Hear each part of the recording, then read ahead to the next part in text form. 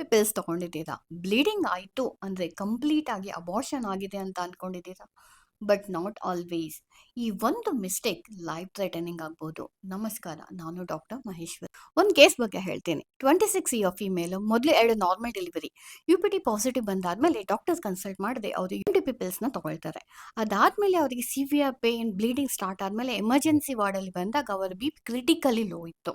Ultrasound ಮಾಡಿದಾಗ ಅವರ pregnancy ಗರ್ಭಾಶಯದಲ್ಲಿರಲಿಲ್ಲ, ಅದು ಟ್ಯೂಬಲಲ್ಲಿತ್ತು. ಅದು ರಪ್ಚರ್ಡ್ ಎಕ್ಟೋಪಿಕ್ ಪ್ರೆಗ್ನೆನ್ಸಿ ಜೊತೆ ಹೊಟ್ಟೆಯಲ್ಲೆಲ್ಲ ಬ್ಲಡ್ ಕಲೆಕ್ಟ್ ಆಗಿತ್ತು. ಈ ಕೇಸ್ಗೆ ನಾವು ಎಮರ್ಜೆನ್ಸಿ ಸರ್ಜರಿ ಮಾಡಿ ಬ್ಲಡ್ ಪ್ರಾಡಕ್ಟ್ಸ್ನ ಕೊಟ್ಟು ಅವ್ರ ಜೀವ ಉಳಿಸ್ಬೇಕಾಗಿತ್ತು.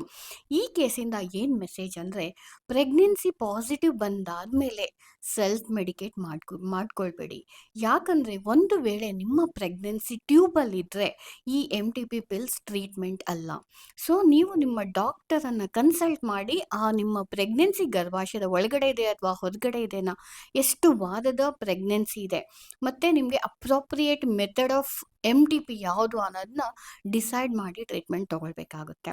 ಒಂದು ವೇಳೆ MTP ಪಿಲ್ಸ್ ತೊಗೊಂಡು ಆದ ನಂತರ ನಿಮಗೇನಾದರೂ ಹೆವಿ ಬ್ಲೀಡಿಂಗ್ ಆಗ್ತಾ ಇದೆ ಅಂದರೆ ಎವ್ರಿ 1 ಅವರ್ಗೆ ನೀವು ಪ್ಯಾಡ್ ಚೇಂಜ್ ಮಾಡ್ತಾ ಇದ್ದೀರಾ, ಕ್ಲಾಟ್ಸ್ ಪಾಸ್ ಆಗ್ತಿದೆ, ಅಥವಾ ನಿಮಗೆ ಸಿವಿಯರ್ ಪೇನ್ ಇನ್ ಅಬ್ಡಾಮಿನ್ ಇದೆ, ಡಿಸಿನೆಸ್ ಇದೆ, ಫೆಂಟಿಂಗ್ ಇದೆ ಅಂದರೆ ಲೇಟ್ ಮಾಡದೆ ನಿಮ್ಮ ಡಾಕ್ಟರ್ನ ಕನ್ಸಲ್ಟ್ ಮಾಡಿ.